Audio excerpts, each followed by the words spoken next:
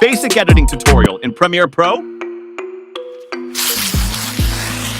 When Premiere Pro opens, you will see the Recently page, which displays the projects you have previously worked on.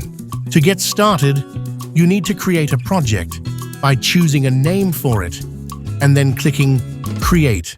Then, we see the 4 main panels used for editing.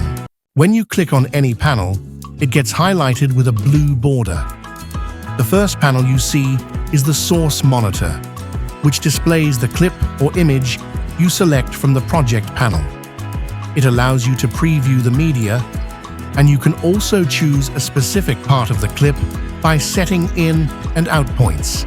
Then drag only that selected portion to the timeline.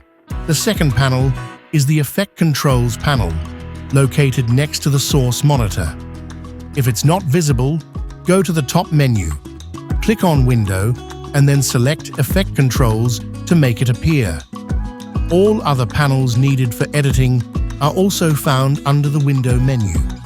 If you need any of them, simply check the box, and it will be added to the main workspace. Effect Controls is one of the most important panels, as it allows you to make all the changes to your clips and images, as well as any effects you apply to them.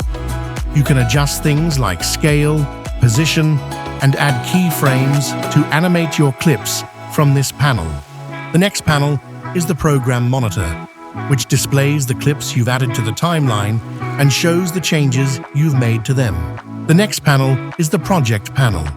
This is where you import and organize all the files you need, such as video clips, images, and music. On the right side is the Timeline panel, where all the editing work on your clips takes place, such as cutting, adjusting lighting, and working with audio. You do this by dragging clips from the Project panel into the timeline. Now you can rearrange the panels based on your preferences. If you want to save your custom workspace, it should appear alongside Premiere's default workspaces. To do this, go to Window greater than Workspaces. Then click Save as New Workspace and give it a name. Now, if you want to undo the changes, go to Window Workspace, Reset to Save Layout, and it will return to the original layout. Now, how do you add files to the Project panel? First, you can double-click on the Project panel, which will open a window where you can select your files. Second, you can use the shortcut Ctrl+I on Windows or Command+I on Mac. Third, you can simply drag files from your hard drive directly into the Project panel. Before starting any editing work, it's very important to make sure autosave is enabled.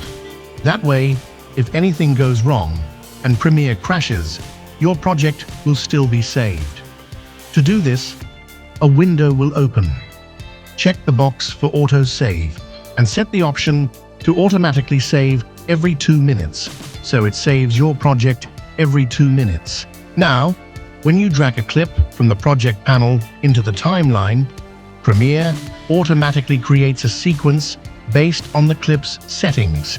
However, you can also create your own custom sequence.